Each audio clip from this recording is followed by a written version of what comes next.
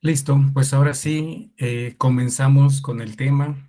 Bienvenidos y bienvenidas, y es un gusto nuevamente que estén aquí en esta nueva charla que organiza el taller de filosofía helenística en el marco del lanzamiento de un nuevo taller sobre filosofía estoica.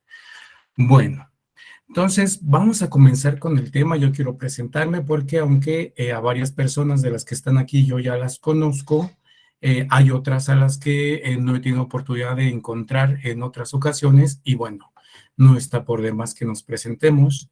Em, a mí me conocen de ordinario en redes sociales y por el trabajo que hago como Beto Estoico. Es un placer estar aquí. Mi nombre es Roberto Valdés en realidad. Y bueno, hoy vamos a tratar un tema muy interesante, un tema que ha sido trabajado mucho, pero que hasta ahora parece no tener una respuesta definitiva.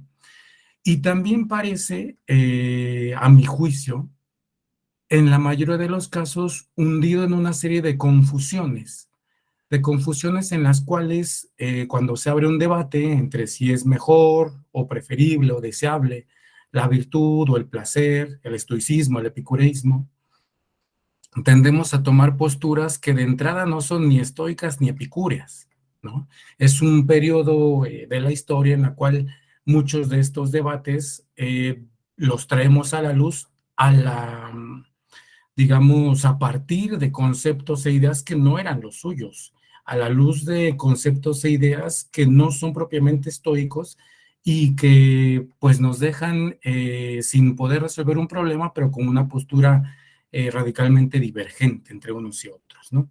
Entonces vamos a empezar con la cuestión.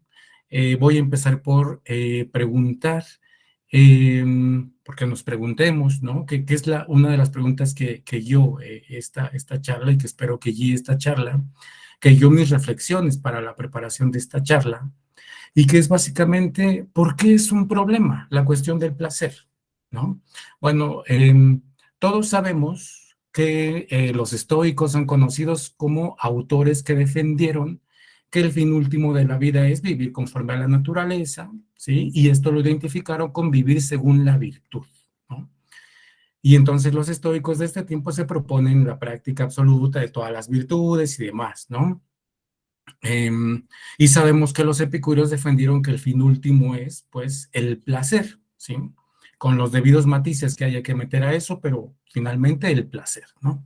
Entonces, bueno, en este contexto de una férrea disputa que, insisto, aún no tiene solución, de entrada trabajarlo se presenta como un problema, pero hay algo más que lo convierte en un problema. Ya no solo es que sea un problema clásico de la filosofía, en la cual dos grandes grupos de filósofos y filósofas, porque había filósofas en estos círculos de la antigüedad, círculos intelectuales de la antigüedad, ya no es solo que sea un férreo enfrentamiento que hasta hoy no tiene solución, también se presenta como un problema el hecho de que cuando los estoicos atacan a los epicúreos, tanto en la antigüedad como en este tiempo, no hacen menos que considerarlos como una especie de pérfidos, como una especie de meros hedonistas, digamos, unos amantes del cuerpo, unos amantes del sexo, unos amantes de la comida, ¿no? Y cuando los epicúreos atacan a los estoicos, fíjense qué singularidad, ¿no? Cuando los epicúreos atacan a los estoicos, los consideran unos hiperracionalistas, es decir, unos defensores a ultranza de la pura racionalidad, pero también se les ataca como si fueran una especie de protocristianos, es decir, defensores de ciertas ideas que para nosotros son afines en el ámbito religioso, ¿no? Un rechazo del cuerpo, un rechazo del placer, incluso se dice que tenían una cierta idea de Dios, muy afín a la nuestra, y que creían en la providencia, y entonces, en realidad, distinguirlos de un grupo de protocristianos previos a los cristianos, al menos en 3 siglos, es la acusación general que puede hacer no solo el epicúreo, pero sobre todo los epicúreos, ¿no? Bueno, Entonces, eso se presenta como un problema. ¿Por qué? Porque finalmente no estamos, si tomamos una de esas posturas, no estamos trabajando a los estoicos, ni a los epicúreos, ni sus posturas, y sobre todo lo que me parece más grave es que no parece que nos interese realmente el debate entre estoicos y epicúreos, no parece que en realidad nos interese cifrarlo en los términos, en el contexto en el cual surgió el debate, y entonces a partir de una ética, digamos, como la moderna, que tiene mucho de cristianismo en sus nociones, creemos que podemos posicionarnos en este debate. Ahora, ese es el caso, ese es el problema.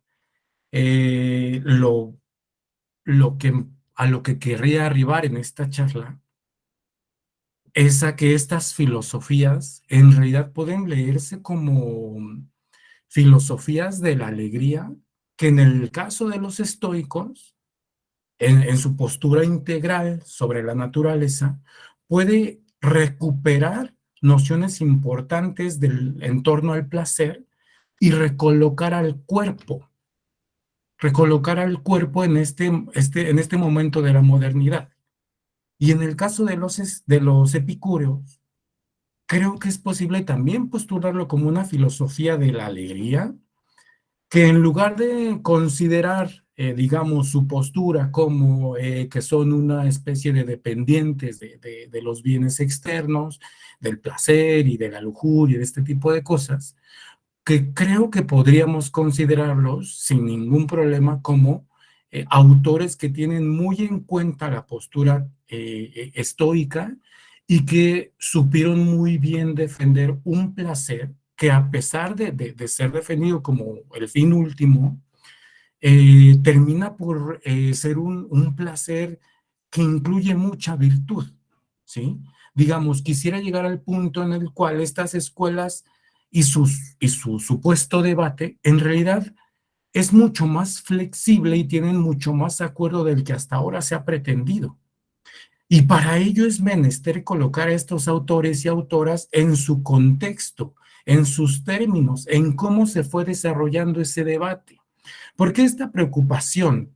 ¿Por qué no podemos quedarnos solo como un grupo de estoicos recalcitrantes o de epicúreos recalcitrantes y decir pues que el otro está equivocado en su postura? Bueno, porque me parece que para el mundo moderno, es decir, después de los estoicos y los epicúreos han pasado poco más de 20 siglos. Bueno, para el mundo moderno, una postura, después de toda la historia, después de todo lo que hemos vivido, después de toda esta filosofía tan fuerte hoy del cuerpo, que reposiciona el cuerpo, que reposiciona el trabajo, que reposiciona deshacerse de todo idealismo, deshacerse de toda superstición. ¿Para qué? Pues para arribar a una filosofía de la libertad, una filosofía de la autonomía como la que pensaron estoicos y epicúreos. Vamos a ver por qué, de la autonomía, ¿no? Pero bueno, en un mundo como este que le apuesta a cuestionar tantas cosas, ¿no? Tantos errores históricos, bueno, en este momento una postura que obvie, que ningunee, que diluya, que omita, que invisibilice al cuerpo, a la sensibilidad y al placer, podría traducirse en una postura filosófica del despojo de la persona en su concepción integral, de sus potencias, ¿sí? De sus poderes de una persona, ¿sí? ¿Por qué hablo de un despojo? Porque ese despojo toma la forma en el caso de algunos epicúreos que piensan que, puesto que el fin último es el placer, eso se puede traducir en un consumismo frenético. Bueno, eso despoja a la persona de sus potencias, en el entendido de que la persona asume que para obtener placer tiene que recurrir siempre a lo externo y tiene que volcarse fuera de sí misma, ¿sí? Es una forma de despojo, pero hay otra forma de despojo que no es menor y que me parece que es aún más invisible. Es a lo que yo le llamo una filosofía del martirio. Eso es lo que suelen pensar muchos estoicos de este tiempo sobre su propia postura, Entonces reconocen en ejemplos como el de Epicteto, que acepta que le rompan la pierna sin rechistar, y este tipo de ejemplos, pues admiten que finalmente hay que soportarlo todo porque lo único que importa es el juicio racional, ¿no? Y en ese contexto, pues nos abandonamos como personas de hoy día, en este momento presente, pues a los vaivenes de lo que sea, ¿no? Sea los vaivenes de la fortuna, que en efecto son inevitables y hay que soportarlos con fortaleza, pero hay otro tipo de vaivenes propios de la modernidad, ¿no? Por ejemplo, en otras charlas que yo tenía, alguien comentaba sobre el patrón que es explotador, ¿no? Entonces pareciera que un estoico de este tiempo está listo para decir, yo voy a soportar estos horrores del patrón porque mi virtud consiste precisamente en eso, en soportar, en ser fuerte ante la adversidad, y entonces abandonamos la vida a los atropellos de quien sea y de lo que sea, cuando los propios estoicos en la antigüedad nunca defendieron que sea, que un estoico sea, digamos, una especie de abandonado a su suerte, una especie de conformista, una especie de, digamos, en términos populares, digamos, de un agachón, ¿no? No, el estoico es una persona fuerte, es una persona de un vitalismo tal que precisamente entiende que su juicio racional, ¿no? Es capaz también de ser transformador y es capaz de ser evaluador, no solo receptor, ¿no? Entonces, por eso, en términos generales, ese es el problema que está de fondo en la cuestión del placer. En este tiempo no podemos obviarlo. En este tiempo hay que recuperar estas filosofías y hay que lograr que emerja la fuerza autonomista que nos pueden ofrecer. Son filosofías para autodefendernos. Han sido definidas como sistemas inmunitarios, por ejemplo. No es casual, ¿no? Entonces vamos a desarrollar cómo es que esto es posible, ¿sí? Entonces tenemos unos objetivos muy específicos: colocar a los estoicos y a los epicúreos en el debate, en sus propios términos y en su contexto, fuera de lo que nosotros le colocamos como herederos de una moral postcristiana, ¿de acuerdo? Ese es uno de los objetivos. Otro objetivo es, pues desde luego, que haya una finalidad práctica para esta charla, ¿no? De nada nos serviría venir aquí a escuchar quién dijo qué y citar a tal y a cual en términos muy eruditos, si finalmente, pues no vamos a llevar eso a la práctica. ¿Y cómo podemos llevar a la práctica eso?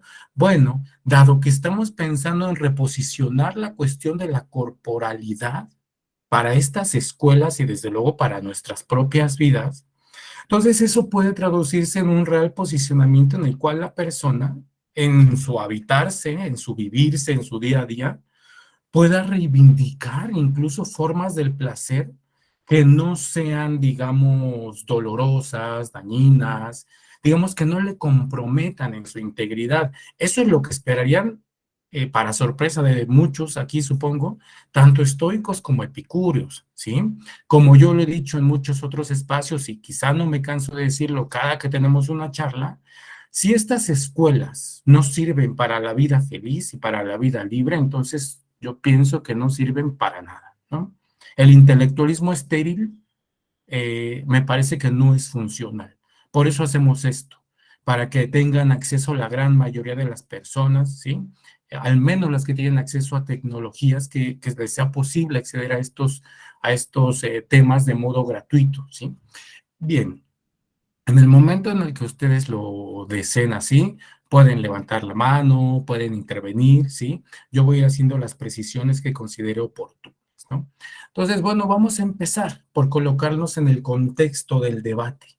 Vamos a empezar y voy a empezar una parte introductoria.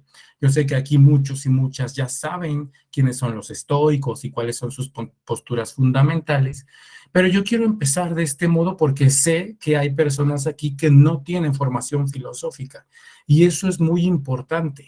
Es importante tener estos espacios y es importante que se integren a ellos, porque la filosofía libera, la filosofía sirve para vivir, ¿no? Para vivir bien. ¿no?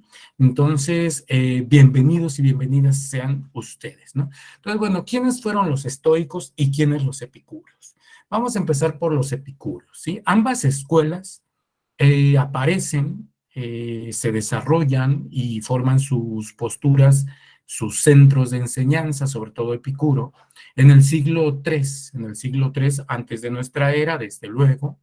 Entonces Epicuro, después de estar en diversos lugares, finalmente se asentará en Atenas, es decir, en la antigua Grecia, en esta polis que conocemos como Atenas, tan famosa, y bueno, ahí en un pequeño espacio, en un jardín que estaba junto a su casa, va a desarrollar, va a ser una especie de prueba, una especie de experimento de una vida en comunidad con sus discípulos y discípulas.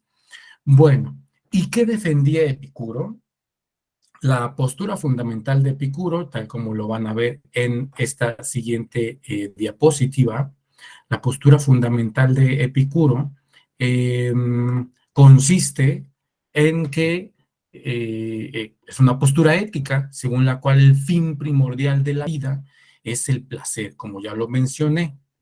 Tiene esta idea tiene todo un desarrollo que vamos a ir tejiendo. En primera quisiera colocarnos entonces en los términos del debate. Ahora bien, esta escuela tuvo una duración larga. El último exponente conocido de los epicúreos es del siglo II, pero ya de nuestra era, ¿sí? Es decir, son más de son 5 siglos, ¿no? 5 siglos los que están trabajando estos filósofos y su postura de la libertad, ¿no? El fin último es, pues, finalmente vivir las mejores experiencias de la sensibilidad, dice Epicuro, ¿no? Bien, ¿y quiénes son los estoicos? Bueno, ¿por qué fueron llamados epicúreos? Por Epicuro, ¿sí? Bien, ¿y quiénes son los estoicos? Bueno, los estoicos, a diferencia de Epicuro, aunque abrieron su escuela en el mismo periodo, fue fundada por Zenón de Sitio, duró su escuela un poco menos que los epicúreos, aproximadamente 4 siglos, ¿sí? Hasta el siglo I de nuestra era, ¿sí? Bueno, los estoicos defendieron en contra incluso de los epicúreos, ¿sí? Quizá no estaban pensando en oponerse a ellos, pero terminaron, pues digamos, chocando con ellos fuertemente. Para los estoicos, el fin primordial de la vida, digamos, el fin final, ¿no? Es vivir de acuerdo con la naturaleza. Y eso equivale a vivir según la virtud. Esto tiene su razón de ser, pero lo vamos a ir desarrollando también. Bueno, entonces, a diferencia de los epicúreos, los estoicos abrieron su escuela, y eso solo es un decir, porque se reunían en un lugar al que nadie quería ir, que era la famosa Stoa Poikile. ¿Por qué nadie quería ir? Porque ahí habían sido masacrados muchas personas en tiempos de lo que se conoce como los 30 tiranos, ¿no? Una especie de dictadura que se impuso sobre Atenas por parte de Esparta, ¿no? En un periodo anterior. Entonces, bueno, tenía muy mala fama ese lugar. Ellos se reúnen ahí en el pórtico pintado, ¿no? En la estoa, de ahí les viene el nombre, los estoicos, ¿sí? Y reuniéndose ahí, logran acumular discípulos, de los cuales se decía, pues, que en su primer momento eran, digamos, una especie de mendigos, una especie de harapientos, ¿no? Que tenían un discurso sobre vivir según la naturaleza y regresar a la naturaleza. Y este discurso era muy fuerte porque implicaba muchas renuncias a muchas ideas tradicionales, ¿no? Bueno, este es el ambiente general en el que se van a desarrollar estas escuelas. Este es el primer punto de los términos de este debate, ¿no? Ahora bien, situados aquí, ustedes podrían decir, bueno, entonces es el clásico problema entre cuerpo y alma. Y es el clásico problema entre razón y pasión. Y es el clásico problema entre virtud y placer, ¿no? Digo clásico porque está en toda la cultura popular moderna, ¿no? Cuando decimos no le hago caso a la razón, le hago caso al corazón, y este tipo de cosas, parecemos hacer una diferencia tajante y pareciera que podemos ubicar sin problema de un lado a los estoicos y de otro lado a los epicúreos, especialmente porque los estoicos reconocen que el vivir conforme a la naturaleza, en el caso del animal humano, pues equivale a vivir conforme a la razón, ¿no? Entonces podríamos pensar que estamos ahí situados y entonces de manera, digamos, un tanto simplona y con la mano en la cintura, pues podríamos decir, no, pues es que la razón es mejor, ¿qué te pasa, no? Y otros dirán, ¿cómo se te ocurre si tenemos sensación desde antes de tener razón? Sentimos placer antes de tener razón, lo más óptimo del viviente es el placer, ¿no? Bueno, pero los estoicos y los epicúreos no están precisamente en este punto, no. Sí debaten este punto, pero no están en este punto. Entonces vamos a aterrizarlos. Vamos primero a ver cómo ambas figuras, aunque muchos lo desconocen por lo que he podido escuchar, ambas posturas son corporalistas. Vamos a ver a qué se refiere o por qué digo que ambas posturas son corporalistas, ¿no? Bueno, vamos a situarnos en un contexto de la filosofía antigua. Platón en la antigüedad había escrito mucho, había desarrollado una filosofía fuertemente, ¿cómo decirlo?, trascendentista, es decir, la idea de que el alma, que es una sustancia diferente al cuerpo, trasciende al cuerpo, entonces se encuentra en el cuerpo, en la sensibilidad, en el placer, lo indeseable y entonces tiene que purificarse del cuerpo. El alma es incorpórea para él.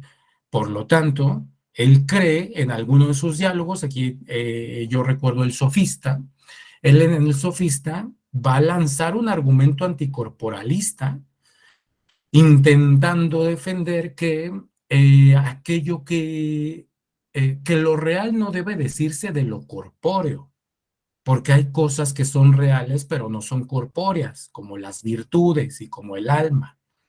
Pero las virtudes y el alma, digamos, dice Platón, son capaces de efectuar cosas, es decir, de producir cosas y de recibir afección de otras, ¿no? Por ejemplo, dice Platón, el que es justo, pues recibe la acción de una determinada virtud, ¿no? La virtud de la justicia. Por lo tanto, dice Platón, el cuerpo es afectado por cosas que son incorpóreas. Entonces podemos demostrar, dice Platón, que lo real no debe decirse de los cuerpos, sino de lo que es capaz de afectar y ser afectado. Hasta ahí parece que vamos bien, pero cuando entran estas escuelas, cuando emergen, que es bueno, son varias décadas después de la muerte de Platón, cuando emergen estas escuelas, van a defender que incluso el alma es corpórea y que incluso en el caso de los estoicos que las virtudes son corpóreas. Y entonces van a desarrollar argumentos en favor de la absoluta corporalidad de todo lo existente. Y para ello van a recuperar el argumento de Platón, por eso lo mencioné. Lo que van a hacer es meterle una torsión a Platón. Entonces van a decir, es cierto, ser real se dice de lo que afecta y es afectado, pero lo único que puede afectar son los cuerpos. Por lo tanto, lo único real son los cuerpos. Fíjense qué fuerza.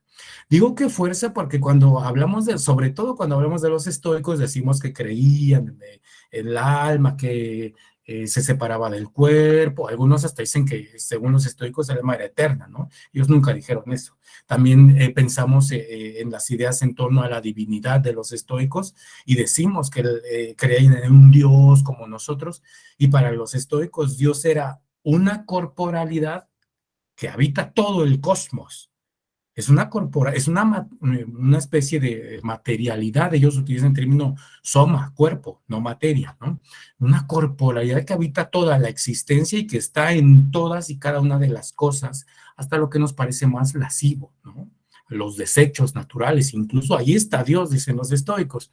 Bueno, entonces yo aquí les voy a presentar en esta siguiente diapositiva cuál fue está la cita interesante, en primera de Epicuro, fíjense cómo se ve que está disputando con Platón, dice, quienes afirman que el alma es incorpórea no saben lo que dicen, puesto que si así fuera no podría ni realizar, es decir, efectuar nada, ni sufrir nada, es decir, ni recibir afección.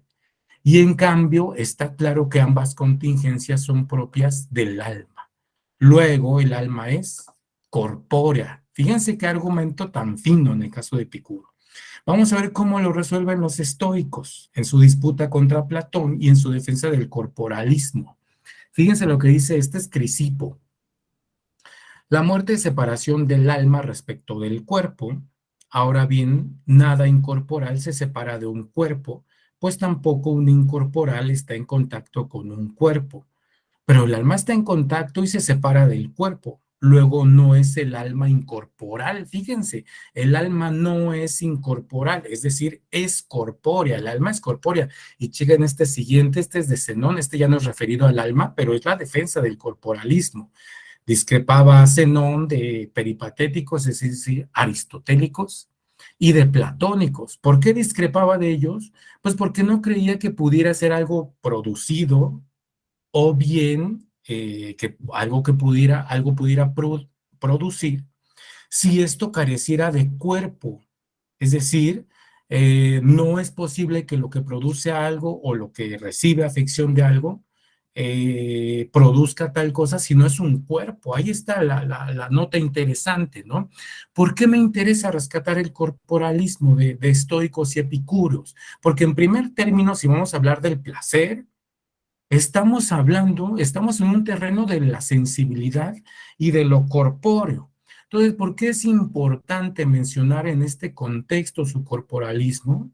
Bueno, porque una vez situados aquí, en esta idea de que todo es cuerpo, va a ser muy difícil que regresemos a ese debate, digamos, un tanto simplón entre placer y virtud sin más, ¿no? Es decir, ya colocados en el corporalismo, podemos trabajar más seriamente porque los estoicos consideran que el placer no es un bien en sí mismo, pero eso no significa que los estoicos sean una especie de azotados, ¿no? No significa que los estoicos sean una especie de apologistas del martirio, ¿no? No, vamos a ir viendo esos matices, pero en primera hay que notar esto, que estas escuelas son seriamente corporalistas. Entonces, éticamente, ¿eso dónde nos coloca?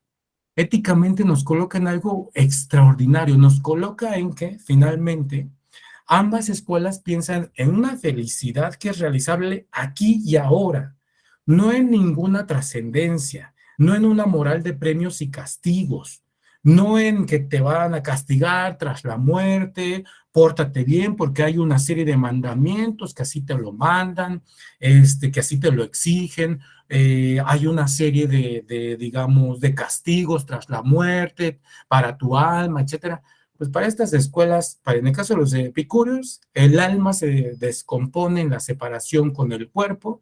Para los estoicos permanece un breve tiempo y se va disgregando poco a poco. Pero en cualquier caso, el alma, que es un cuerpo, se disgrega. No hay ningún castigo en el más allá. Son éticas de la autonomía. ¿Para qué quiero practicar la virtud y para qué quiero practicar el placer? Pues para ser feliz aquí y ahora, ¿no? No para ningún más allá, ¿no? Entonces, es en donde nos coloca, en una ética que le apuesta a la autonomía de las personas, porque les permite buscar lo bueno, lo deseable, el bien, aquí y ahora, y lo mejor es que lo coloca a su alcance, lo coloca a su alcance y lo mejor, la persona ni siquiera tiene que salir de sí para encontrarlo. Esto tenemos que desarrollarlo. ¿Por qué es una filosofía de la autonomía? Porque son filosofías de la autonomía. Pero por lo pronto ya estamos bien colocados, al menos en el primer término.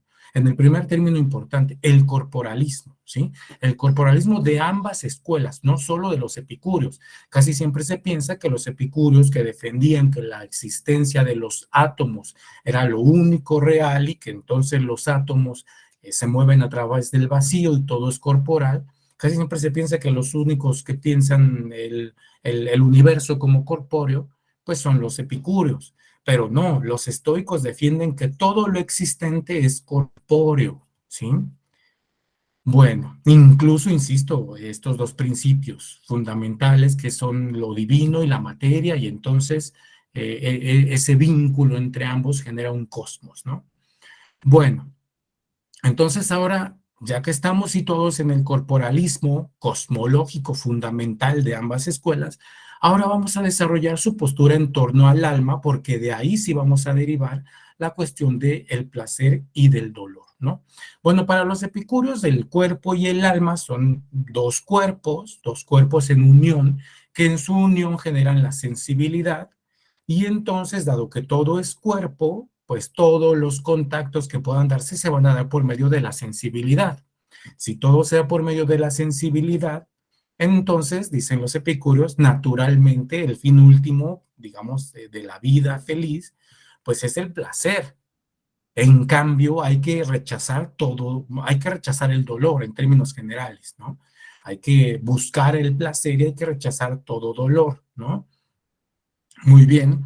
Y entonces, pues, no hay ningún premio y castigo en el más allá, ¿no? ¿Cuál es la prueba de los epicúreos según la cual el fin último de la vida de un ser viviente es el placer? Bueno, aquí está la prueba, ¿no? Fíjense lo que dicen en este texto de Diógenes Laercio, que está citando a Epicuro.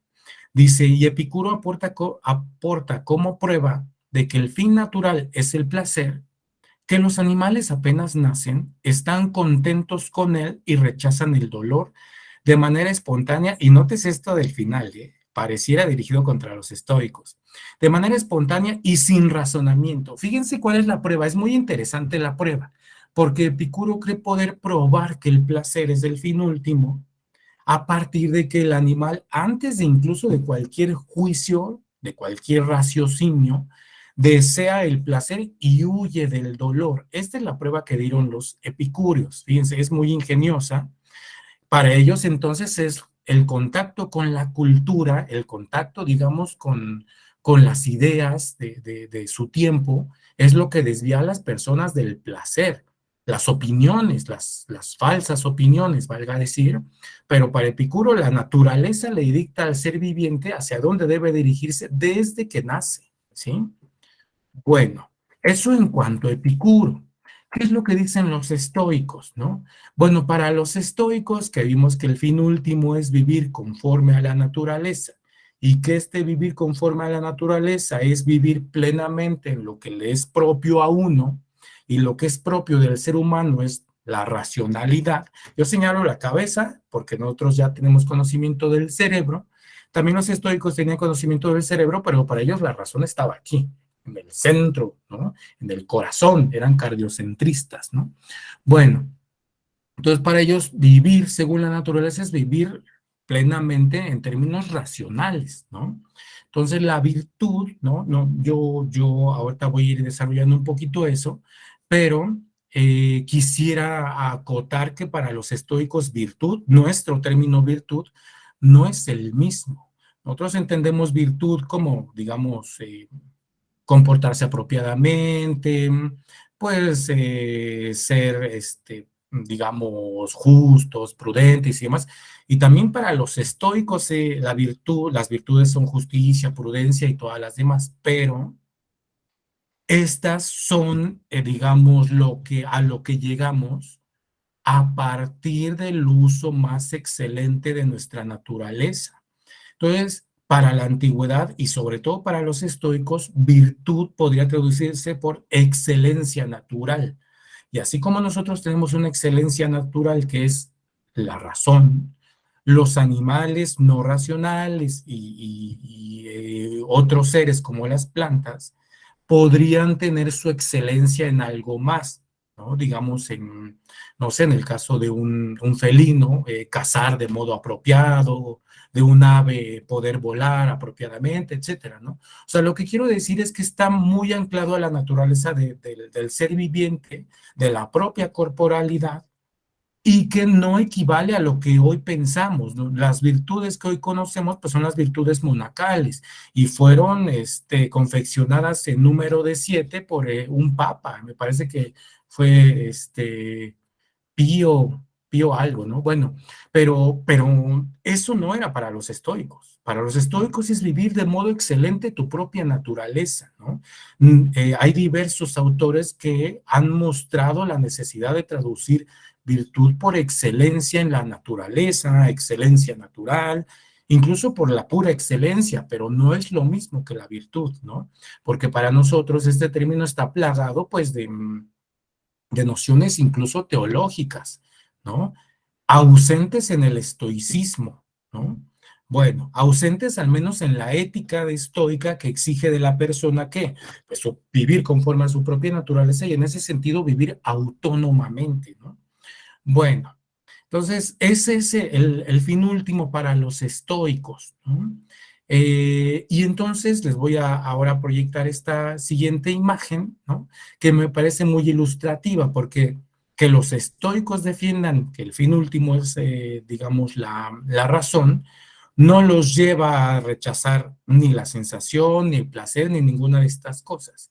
Los lleva a reacomodarla, los lleva a reintegrarlo de otro modo, pero no es que lo rechacen, ¿sí? No es, insisto, no es una moral del masoquismo ni ninguna de estas cosas, ¿no? Bueno, entonces, fíjense lo que dicen los estoicos, es muy parecido a lo de los epicúreos, pero fíjense, digamos, lo interesante que implica que ambos estén disputando este punto. Dicen los estoicos, el impulso primero, igual que Epicuro, el impulso primero que tiene el ser vivo es el de conservarse, familiarizándose la naturaleza consigo mismo desde un comienzo, familiarizándole. Pues no sería razonable que la naturaleza hiciera al ser viviente extraño a sí mismo, ni que lo haya creado para enajenarlo y no apropiarlo a sí misma. Así pues rechaza lo que es dañino y acepta lo que le es propio, ¿no? Todos los estoicos aceptan que en efecto el ser viviente tiene una primer tendencia que le es inherente y que le es natural. Sin embargo, dicen ellos, la tendencia no es hacia el placer. La tendencia es a autoprotegerse familiarizándose consigo mismo. Se protege que buscando lo que le es propio y rechazando lo que no le es propio. Y esta actitud de selección y rechazo, ¿no? Aunque en un primer momento todavía no es evidente, pero va a empezar a apuntar hacia la racionalidad. Finalmente hay una actividad racional que selecciona y rechaza. Pero en primer momento el ser viviente desea proteger su propia naturaleza. Fíjense, otra vez, ¿por qué insistimos en éticas de la autonomía? Pues porque son éticas que buscan cómo el ser viviente se cuida a sí mismo en lugar de cómo consume mejor o qué castigo le esperan en quién sabe dónde, ¿no?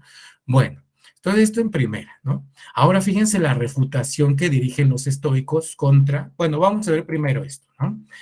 Esta es la estructura estoica del alma, ¿no? Su filosofía es un tanto más compleja en este punto que la de los epicúreos. ¿Qué dicen los estoicos, no? Bueno, los estoicos dicen que hay diversas partes del alma, a saber, 8. Esas son más bien un tipo de facultades, porque todas reportan a un mismo centro rector.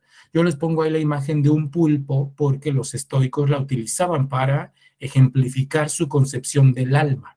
Entonces, según los estoicos, los 5 sentidos, la facultad vocal, es decir, la facultad de la voz, la facultad genésica, es decir, la facultad reproductiva, ¿no? Se reportan a un centro. Y ese centro racional es el que va finalmente a tejer la percepción. Ellos se dieron cuenta muy bien de que nosotros no percibimos solamente blanco, negro, luz, oscuridad. No, percibimos, digamos, piensan ellos, en términos de preposiciones o de juicios, ¿no?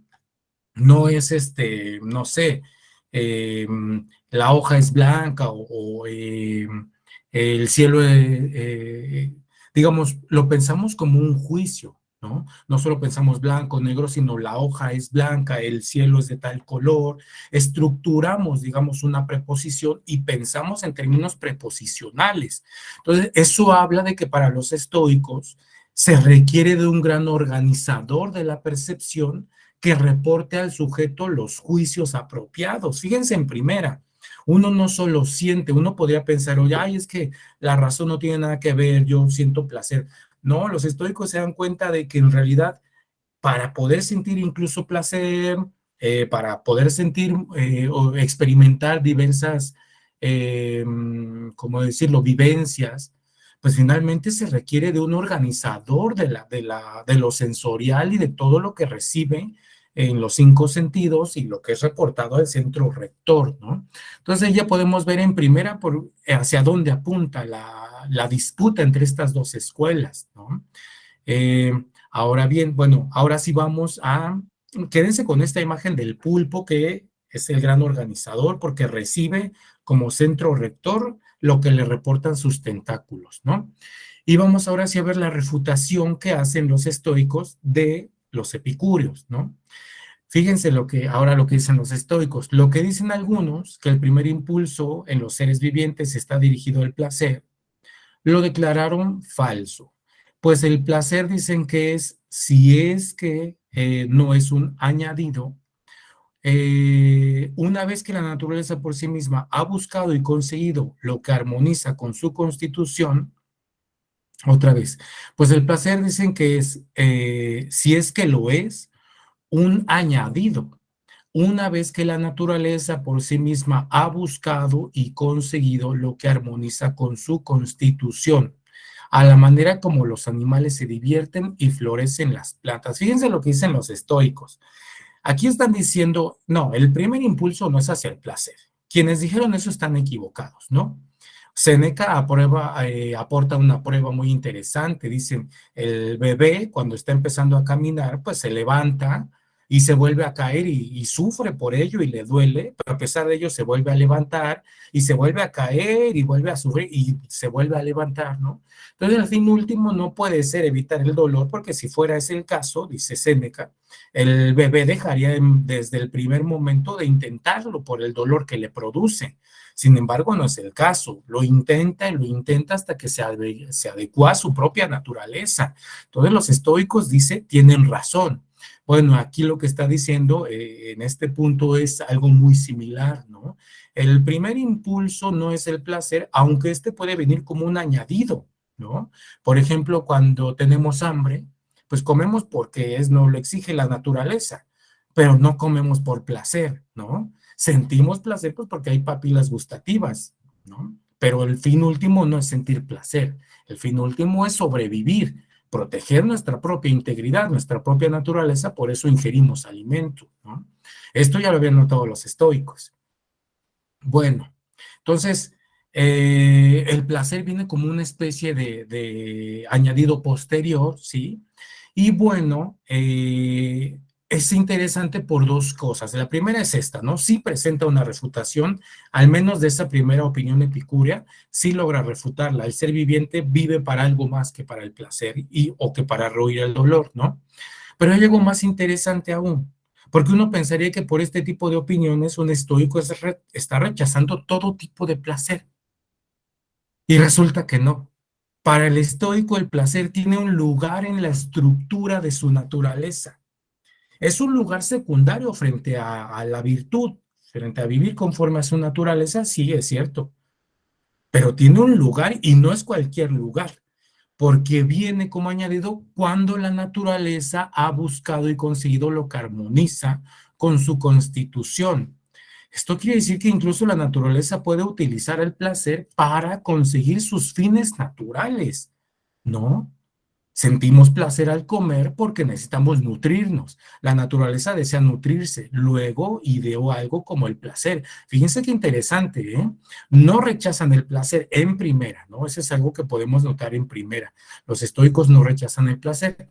Bueno, entonces ya colocados aquí podemos preguntarnos, ok, ya vimos que los estoicos dicen que el fin último es vivir racionalmente, los epicúreos vivir según el placer o tener los mejores placeres, ¿no? Entonces vamos a empezar ahora con los estoicos, ¿no? Digamos, vamos a seguir con los estoicos este punto. Y bueno, pues ¿cómo seguimos con los estoicos? Bueno, vamos a seguir por esta senda que ya abrimos, la senda del placer, ¿no? La vía del placer. ¿Qué es el placer para los estoicos? ¿Cómo lo estructuramos? ¿Cómo cabe entender el placer? Bueno, la literatura estoica antigua es ambigua al respecto, ¿no? Porque tenemos estoicos como Séneca, como Epicteto, que en algunos puntos, y también Marco Aurelio, que en algunos puntos van a atacar muy fuertemente al cuerpo y a la sensibilidad y al placer, ¿no? Eh, Se acercan peligrosamente a posturas que yo consideraría filoplatónicas, ¿no? Entonces, pareciera que el placer por sí mismo es rechazable. Y en realidad los estoicos como Zenón, Cleantes y Crisipo, es decir, los estoicos de los primeros siglos, defendieron que el placer es un indiferente. Es decir, lo único que es un bien para los estoicos es la virtud. Lo único que es un mal es el vicio. Pero hay cosas que están en medio de esas dos cosas y son indiferentes. Ahora bien, el placer no solo es un indiferente, indiferente es riqueza, pobreza, salud, enfermedad, placer, dolor, vida, muerte, ¿no? ¿Por qué son indiferentes? Porque si las poseemos no somos más felices, dicen los estoicos, ¿no? La prueba de que hay gente millonaria pero infeliz es la prueba final de que el dinero no es la felicidad, ¿no?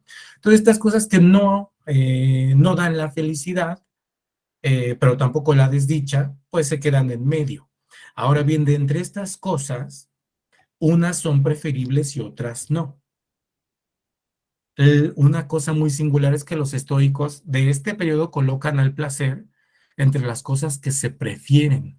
Es decir, incluso las señalan como, y eso lo vamos a ver en una diapositiva posterior, las señalan como cosas que son, digamos, acordes a la naturaleza y que pueden ser elegidas, ¿no? Eso ya es sintomático cuando se trata de un estoico y cuando venimos pensando, pues que están en contra del placer, ¿no? Bueno, entonces quiero dejar esto hasta este punto para ahora sí ir a cómo entonces abordar la cuestión, cómo matizar la cuestión del placer ahora en el caso de los epicúreos y entonces llegar al final, ahora sí, a los términos reales y puntuales del debate, ¿no? Hasta aquí ya hemos visto cómo se ha ido desarrollando y cuáles son algunas de sus implicaciones, pero el debate todavía no está en su punto más, digamos, más elaborado y para mi gusto más fructífero. Entonces, vamos a ver esta siguiente diapositiva y con de ella nos vamos a apoyar, ¿sí? Eh, bueno, esta es de los estoicos, ahorita regresamos con ellas. Vamos a ver esta de los epicúreos. Fíjense la precisión que hace respecto del placer. Dice Epicuro, ni banquetes ni juergas constantes, ni los goces con mujeres y adolescentes, ni pescados y las demás cosas que una mesa suntuosa ofrece, engendran una vida feliz, sino el sobrio cálculo, y ahí les pongo qué término utilizan, es muy importante el término, logismos, porque apunta a la racionalidad. El sobrio cálculo que investiga las causas de toda elección y rechazo y extirpa las falsas opiniones, de las que procede la más grande perturbación que se apodera del alma. ¿Qué es lo que está diciendo Epicuro? Bueno, en este punto cabe recuperar la concepción epicúrea del placer y sus distinciones. Dice Epicuro que hay placeres naturales y necesarios, placeres naturales pero no necesarios y placeres no naturales ni necesarios, ¿no? Bueno, entonces, ¿cómo hacemos para vivir feliz? Epicuro dice, todos los placeres por sí mismos van a ser un bien, por sí mismos y pensados por sí mismos. Sin embargo, la elección de unos u otros podría acarrear mayores dolores que placeres. Hay placeres que acarrean más dolor que placer a la larga y dolores que si los elegimos temporalmente podrían acarrear mucho placer hacia el futuro, ¿sí? Bueno, entonces dice Epicuro, y en esto le está contestando a Platón en el Filebo, ¿sí? Ahorita les voy a decir por qué, pero en primera vamos a decir, Epicuro lo que está diciendo es que entonces el placer, la persona hace un cálculo racional de los placeres para escoger los mejores, no los más grandes, sino los mejores, y los mejores son los que no van a engendrar ningún daño, pero también va a escoger algunos dolores con tal de tener mejores placeres. Fíjense qué interesante porque lo que está de fondo es una contestación a Platón. Platón en el Filebo había dicho, entre muchas otras cosas, pues que aquel que defendía que el placer es el bien en sí mismo, se vería en la dificultad de no entender que el placer se compone como una experiencia más amplia, que necesita de la razón para ser integrada, porque incluso el placer se forma del recuerdo, es decir, una primera experiencia placentera, uno la repite por el recuerdo del placer. Entonces se necesita la razón para tejer ese recuerdo. Por lo tanto, la razón es lo más importante, dice Platón. Bueno, no dice la razón, esa es terminología estoica. Dice el pensamiento. El pensamiento es lo más importante, no el placer. El placer en realidad no es más que un constructo racional, porque la experiencia la teje finalmente el pensamiento, ¿no? Bueno, aquí lo que está diciendo Epicuro es que en realidad la razón está al servicio del placer, porque como el fin último es el placer, para conseguir los mejores placeres, la persona va a utilizar la razón, una razón seleccionadora que le va a dar los mejores y va a rechazar los que sean indeseables y que también va a escoger algunos dolores si con ellos va a venir mayor placer.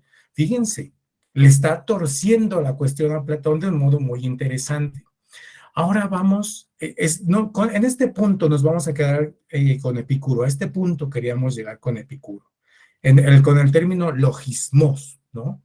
Porque finalmente para él la razón está al servicio del placer. Bueno, y ahora vamos con los estoicos, ¿no? Los estoicos que, como les dije, eh, piensan que el placer es un indiferente, no un mal, un indiferente. Fíjense lo que dice, aquí está hablando de las cosas indiferentes, dice, neutras, es decir, indiferentes o que están en medio del vicio y la virtud. Neutras son aquellas cosas que ni benefician ni dañan, como la vida, la salud, el placer, la belleza, el vigor, la riqueza, la buena fama, el nacimiento noble, etcétera, ¿no? Y las contrarias a estas, muerte, enfermedad, fatiga, fealdad, debilidad, pobreza, deshonor, el origen bajo y las semejantes, ¿no? Y fíjense cómo sigue adelante, pues estas cosas no son buenas, sino indiferentes, preferibles según su especie, y nos va ahora a explicar a qué se refiere con que sean preferibles. Fíjense, las demás cosas, que se refiere a las que no son ni placer ni virtud, aunque no fueran buenas ni malas, las consideraba Zenón, sin embargo, unas conformes con la naturaleza y otras contrarias a ellas. En primera, en este punto, como yo les digo, el dolor va a ser integrado entre las cosas que son contrarias a la naturaleza y el placer entre las que son conformes con la naturaleza, ¿sí? Y fíjense lo que dice en adelante, y esto podría muy bien haberlo dicho el propio Epicuro. Fíjense, dicen que es preferible aquello que siendo indiferente escogemos mediante un raciocinio de preferencia. Noten el término, mediante un raciocinio de preferencia, un raciocinio elector, ¿no? Seleccionador. Bueno, y que lo mismo vale para lo despreciable, ¿no? Entonces, fíjense, ahora sí estamos en los términos reales de este debate. El debate en realidad es si, vamos a ver primero el acuerdo. El acuerdo que tienen estoicos y epicúreos es que se requiere de una razón seleccionadora. Y esta razón seleccionadora es la única capaz de conducirnos a la felicidad. En el primer caso, porque selecciona los mejores placeres, ¿no? Entonces, con la guía del placer, el epicúreo, con la guía del placer y la actividad seleccionadora de una razón, calculadora de una razón, es capaz el epicúreo de vivir feliz. El estoico está a la inversa. Para él el fin último es el uso de la razón, pero el uso de la razón se ejerce sobre ¿qué? Pues sobre algo, ¿no? Sobre cosas. Tiene que seleccionar algo porque si no la actividad racional se queda vacía. ¿Sobre qué?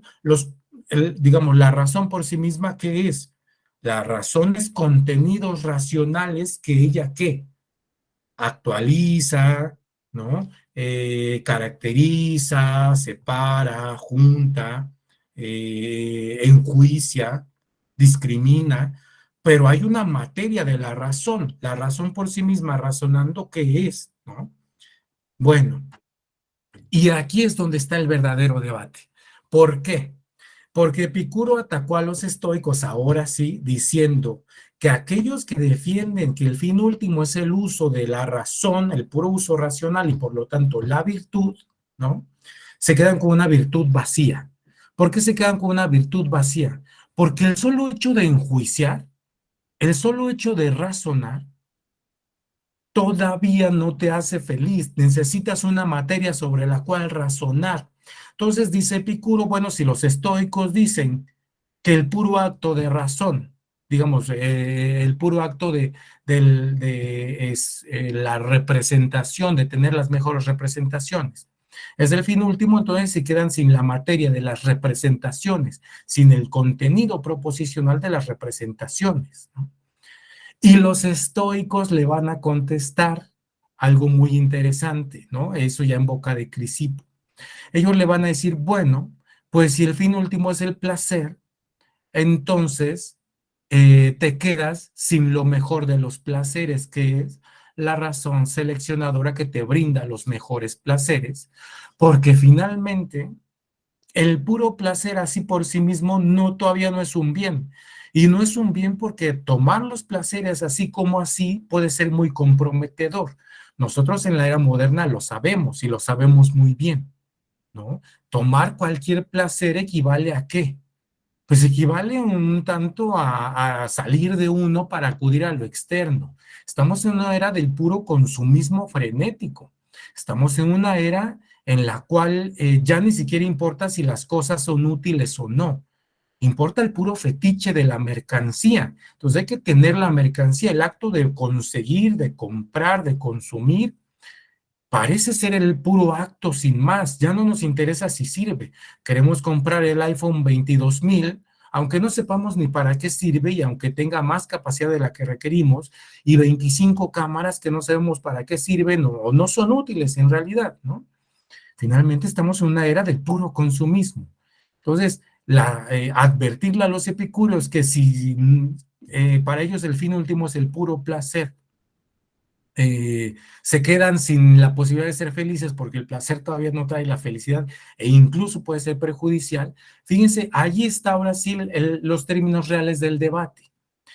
Pero en este punto es en donde creo yo que se aproximan, sobre todo y por encima de cualquier otra cosa, los estoicos y los epicúreos. También el corporalismo de base que ya vimos, ¿no?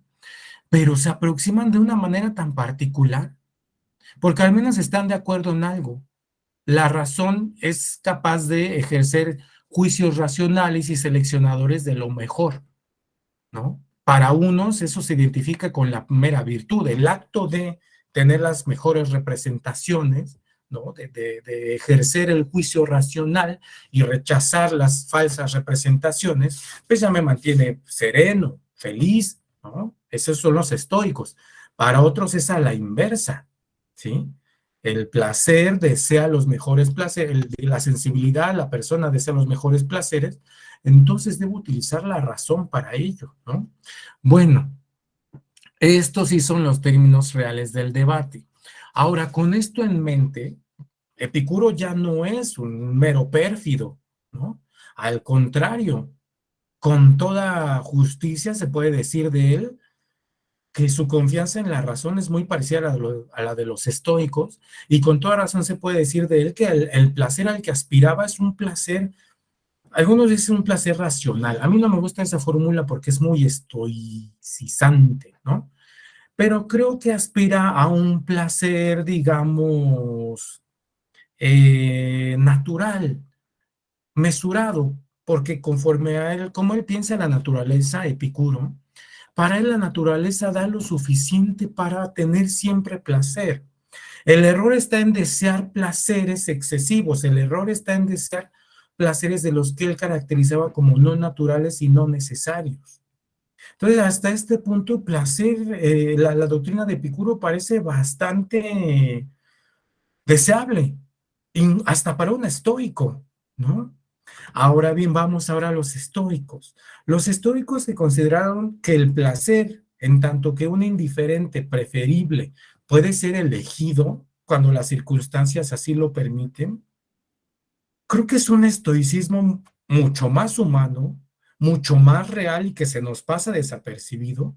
Pero tercero, es un estoicismo que le apuesta mucho más a una experiencia feliz, a reintegrar el placer en la propia persona y a partir de esa reintegración, ahora sí, posicionarse en torno a cuáles placeres o en qué momento sí se elige el placer y en qué momento se rechaza. Claro que como es un indiferente, en algunos momentos se ha de rechazar, igual que en el caso de los epicúreos. Pero entonces es aquí en donde está el debate y donde yo no sabría decidirme, porque ambas posturas me parecen muy similares. Entiendo que una está del lado de la virtud, en la razón, y otro está del lado del placer, en la sensibilidad. Pero en cómo piensan la racionalidad, ambas empatan. Entonces, ahora sí, y ya para cerrar esta charla, porque ya nos hemos colocado en los verdaderos términos del debate, para que si después vamos afuera y decimos, no, esto está mal y nos damos golpes de pecho como si fuéramos unos estoicos protocristianos, seamos capaces de decir, no, el placer tampoco es que sea un mal, puede ser integrado a la plenitud de mi naturaleza siempre y cuando venga seleccionado a partir de un juicio de razón, ¿sí? Este dato tan interesante de esta imagen que aún estamos viendo, el placer que es preferible porque lo escogemos mediante un raciocinio de preferencia, pues implica que la razón de entrada tiene una serie de indiferentes que son más deseables que otros. Y esa es materia de su selección. Y ahora sí quisiera que nos despidamos con una imagen que me parece muy bella y que yo no me inventé.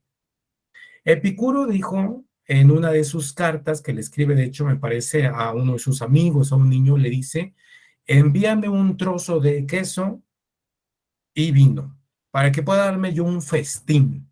Fíjense qué cosa más interesante. Un poco de queso y vino para darse un festín. Uno pensaría que un hedonista epicúreo quisiera un banquete lleno de mucha comida y mucha, no sé, erotismo, personas y demás. El epicuro quiere darse un banquete con un trozo de queso y un poco de vino.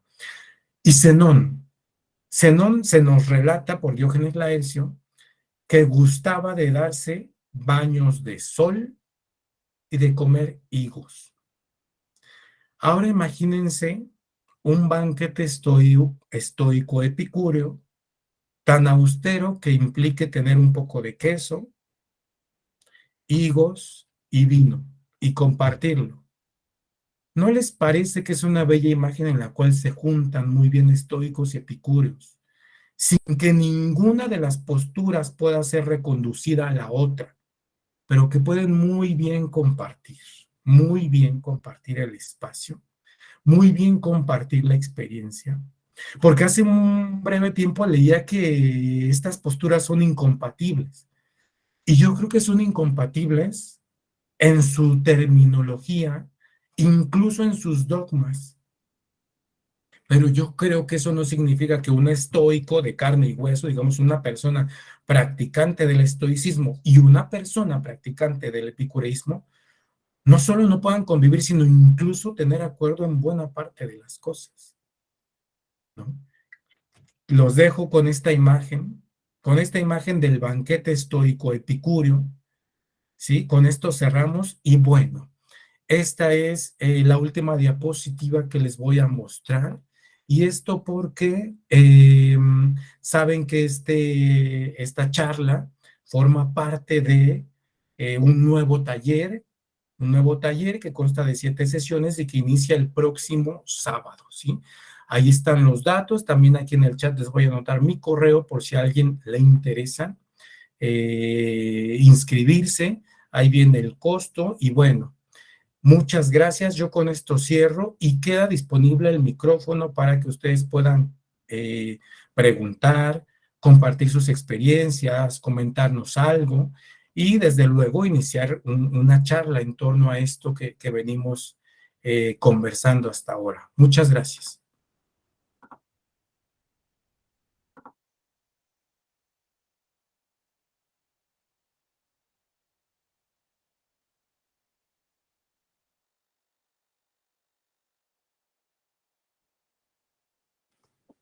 Si alguien desea participar, adelante, por favor. Ahí está el recurso de levantar la mano, ¿sí? Alguien puede tener un comentario. Aquí yo les voy a anotar, por cierto, en el chat. Voy a ver también qué comentarios nos han dejado, ¿no?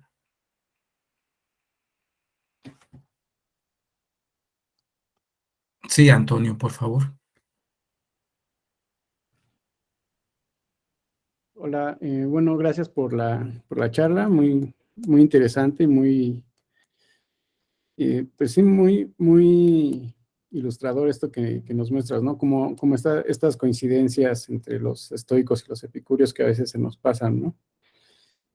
Y bueno, yo quería preguntarte un poco, mencionabas estas cosas de los estoicos como protocristianos, ¿no? Como gente como muy azotada o cosas así, que es una imagen popular hoy en día, ¿no? Incluso mencionabas un ejemplo de un jefe explotador y una persona que, pues por confundirse en estos términos del estoicismo, pues podría llegar a someterse, ¿no?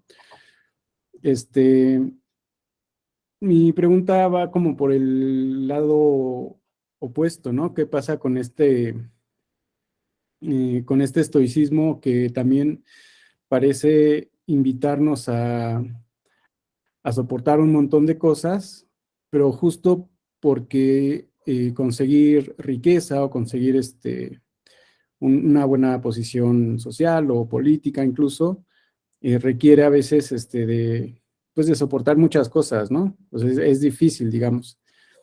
Y a veces se usa el estoicismo como para eso, ¿no? Como es que si quieres hacerte rico, vas a tener que aguantar vara, ¿no? Y ¿sabes qué te puede ayudar? El estoicismo. Entonces, preguntarte, pues, tu opinión sobre eso, ¿no? ¿Cómo respondes a ese tipo de posturas que se llaman a sí mismas estoicas, ¿no?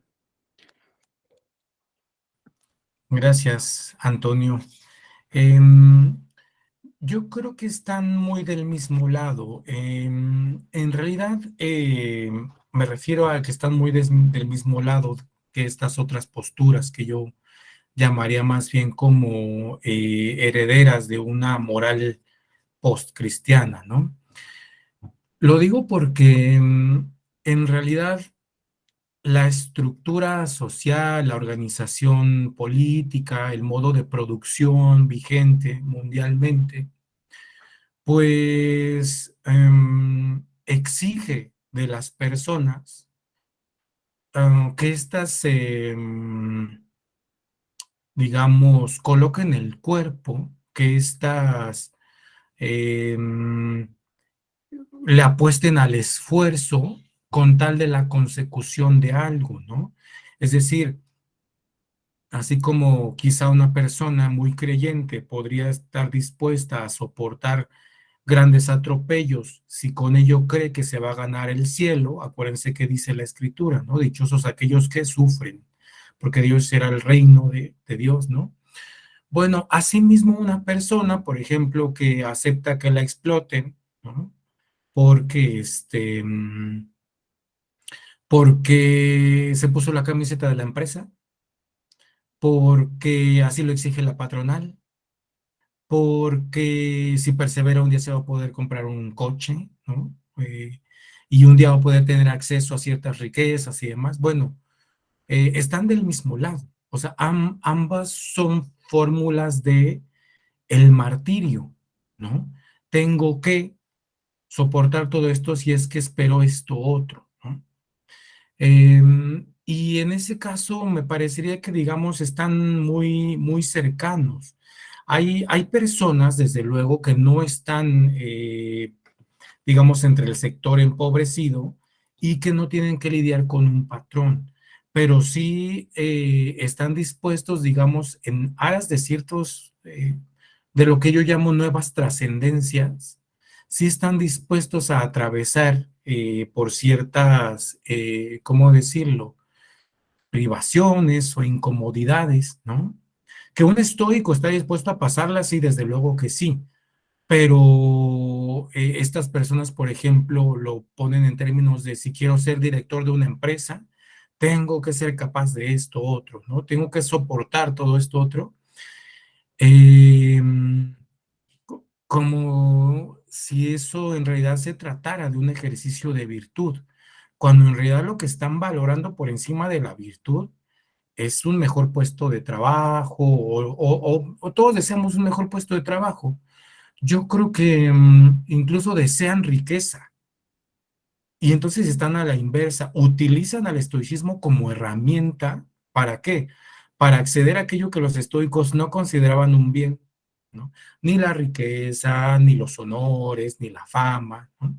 Entonces para ellos el estoicismo es una mera herramienta y al convertirlo en mera herramienta están imposibilitados de traducirlo en una moral de la autonomía, ¿sí?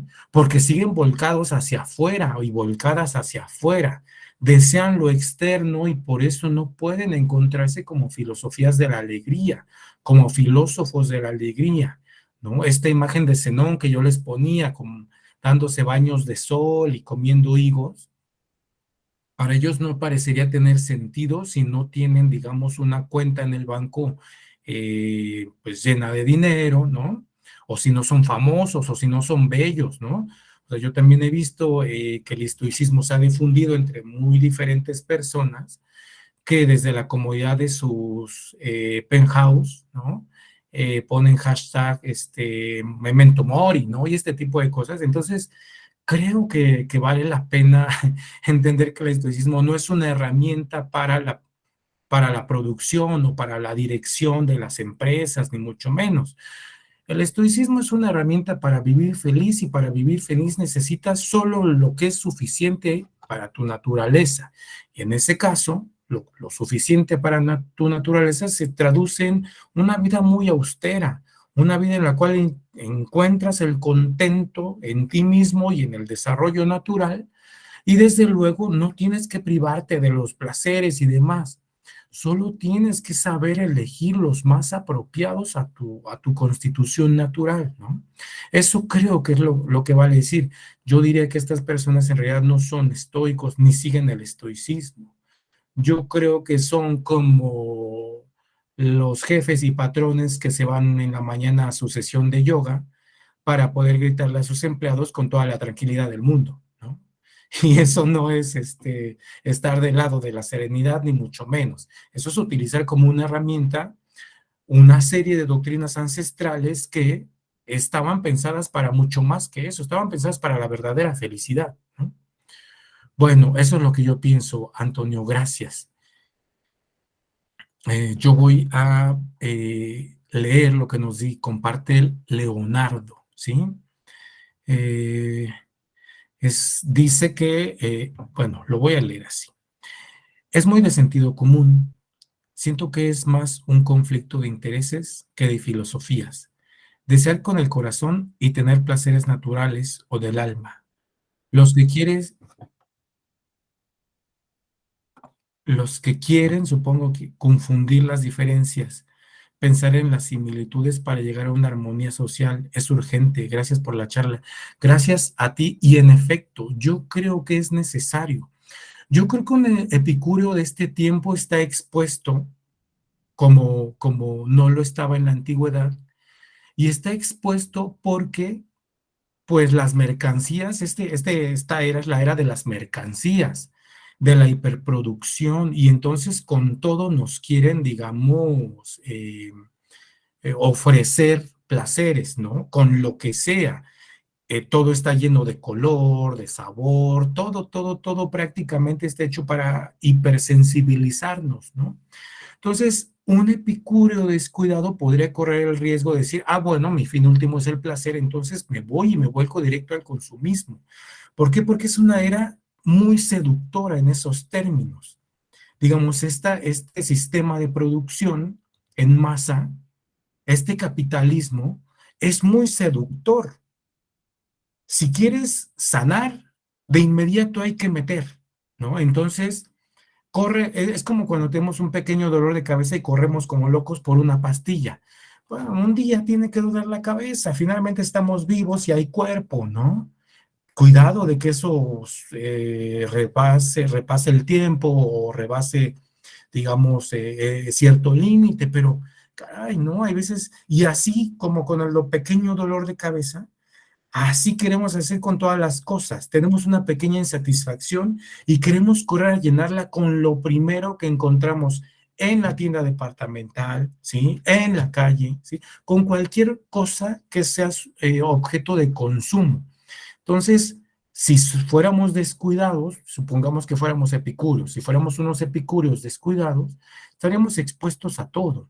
Gracias a que Epicuro metió esta cláusula del cálculo de los placeres que es tan afín al estoicismo, es posible para nosotros, para los epicúreos de este tiempo también, pues tener los mejores placeres y cuidarse del puro consumismo. ¿Por qué menciono esto?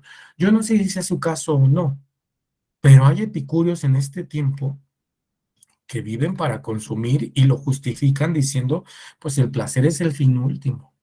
Se les olvida que para Epicuro era posible darse un festín con un trozo de queso y vino, ¿no? Bueno, eso en cuanto a los epicúreos. Y los estoicos podrían adolecer, podrían ser presas de una moral del martirio, ¿sí? Una moral que se abandone a lo que sea y que le hagan a uno lo que sea, porque como el último, lo único que cuenta es mi razón, pues entonces, pues que me pisoteen a su antojo los gobiernos, los patrones, las personas, las parejas y toda la gente, ¿no? Entonces, creo, y toda la gente y las instituciones y todo lo demás, y no, creo que un estoico desde la antigüedad supo tener mucha dignidad para diferenciar eso y para decir, bueno, esto es conforme a mi naturaleza, pero lo que de entrada no lo es, yo lo voy a rechazar. Por eso son éticas de la autonomía. Aquí y ahora busco la felicidad y la felicidad la encuentro más dentro de mí que en cualquier cosa que esté fuera de mí. Bien. Y una pregunta muy interesante que hace Pedro, porque acuérdense que un escollo para este tipo de planteamientos siempre serán ciertas figuras del estoicismo. Dice, ¿cómo interpretar lo que se atribuye a Epicteto? El soporta y resiste, otros traducen como resiste y abstente, otras como persiste y resiste, etcétera, ¿no? A mí me gusta la de resiste y abstente, ¿no? Bueno, en ese caso, conforme a lo que hemos venido diciendo, finalmente se trata, el sabio estoico lo que hace es seleccionar representaciones, las mejores.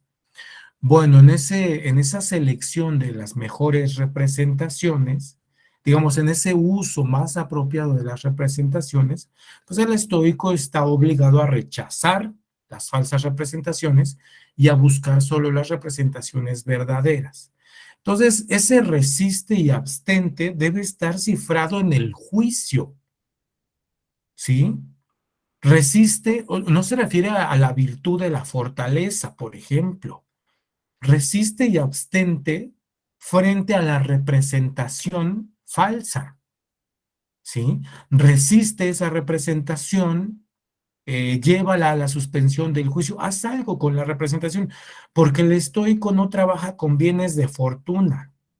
El estoico no está seleccionando bienes de fortuna, no está seleccionando placeres, ¿sí? Está seleccionando representaciones. Y en esas representaciones puede incluir o no placeres, o puede incluir o no dolores, lo que sea, ¿no? Pero porque lo que va a producir finalmente el verdadero dolor es la representación que tengas. Pero pero el estoico no puede llamar a resistir bienes de fortuna, sino a resistir el juicio que te dice que el bien de fortuna es un bien, ¿no? Por ejemplo, el dinero. Resiste ese juicio, abstente de ese juicio. ¿Por qué? Porque si no te abstienes de ese juicio, vas a terminar frustrado absteniéndote de ¿qué? Del dinero. Aquel que valora el dinero como un bien, pero no lo tiene, no puede menos que vivir frustrado. Y ese alguien que vive frustrado lo que tiene que resistir es la tentación, el dinero. El estoico no está resistiendo ninguna tentación porque en primero no tiene la tentación. Y no tiene la tentación porque no admite la representación. Entonces el estoico sabe dónde frenar la representación para que ésta no le haga daño. Pero el estoico, desde el momento en que el fin último es vivir conforme a su naturaleza racional, trabaja con representaciones, no con bienes, no con cosas, ¿no? Entonces, cuando Epicteto, por ejemplo, dice, si muere tu esposa, di que le he regresado, lo que está resistiendo es la representación. Él no está perdiendo la esposa por eso mismo. No pierde la esposa ni suelta a la esposa. Él con lo que está trabajando es con el juicio que le podría decir que tener esposa es un bien o no, o que la muerte de la esposa es un bien o no, etcétera, ¿no? O más que la esposa, la muerte en general. Pues si todos somos seres vivientes, de entrada somos mortales, ¿no? Ahí no hay ningún error de juicio, ¿no? Bueno, así lo respondería yo, estimado Pedro. Gracias por preguntar. Sí, Leonardo tiene razón, podría ser fuerte, pero otra vez no colocado en la virtud de la fortaleza, digamos, resiste no sé, esta pérdida, ¿no? Esta pérdida de un ser querido. No, no, no. A ver, razona apropiadamente.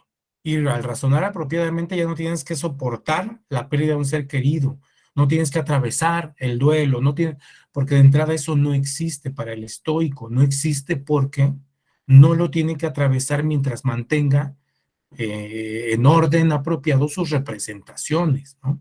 Entonces se resiste y abstente se puede traducir muy bien como, bueno, hazte cargo de tus representaciones, pero ya está instalado en la falsa representación que dice, por ejemplo, que la muerte es un mal, pues entonces el estoico va a sufrir y va a resistir y va a dolerse y va a atravesar por un duelo, pues porque se tiene que resistir ya a la falsa representación para que no le haga más daño, ¿no?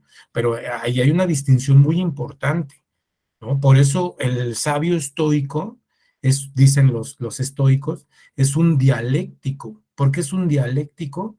Porque hace digamos, un excelso uso de las representaciones, hace un excelso uso de de las proposiciones, hace un excelso uso de los juicios, de los silogismos, y por lo tanto tiene oportunidad de desvelar las falsas representaciones, ¿no?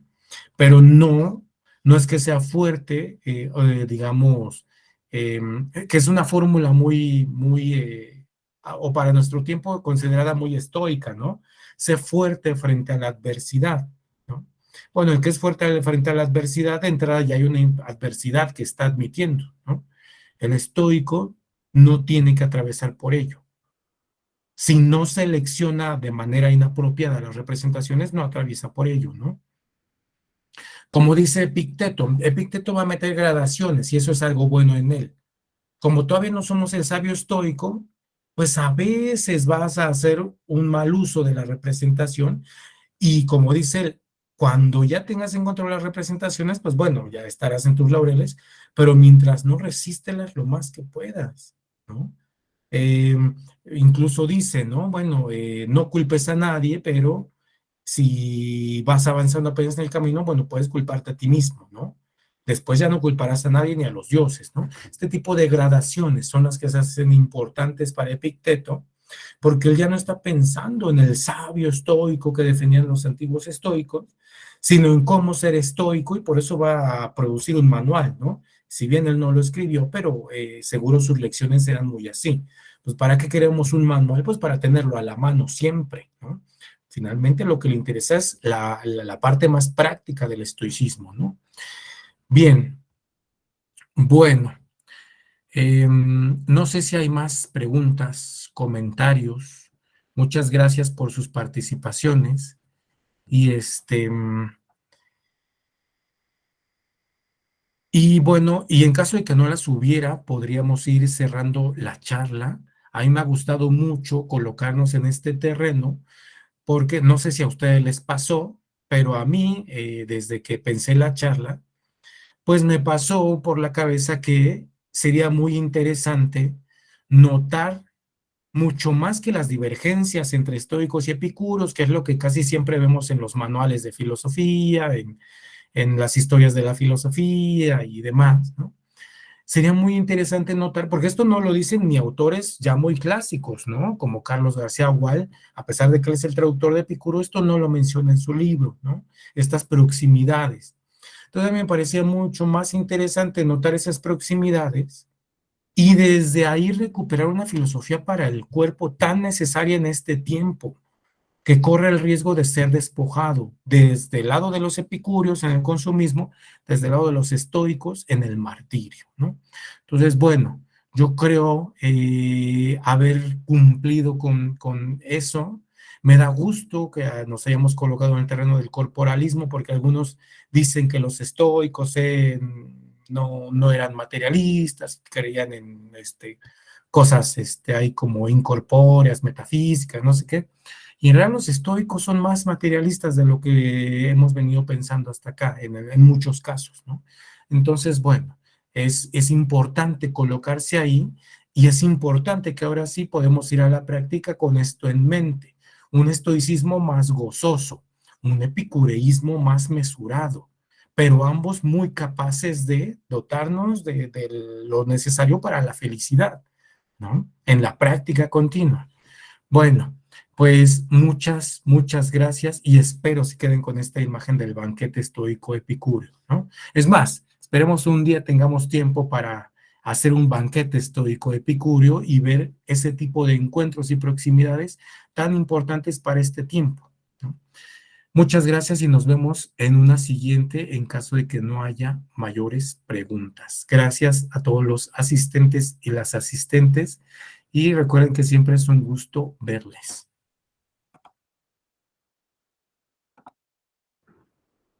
Gracias.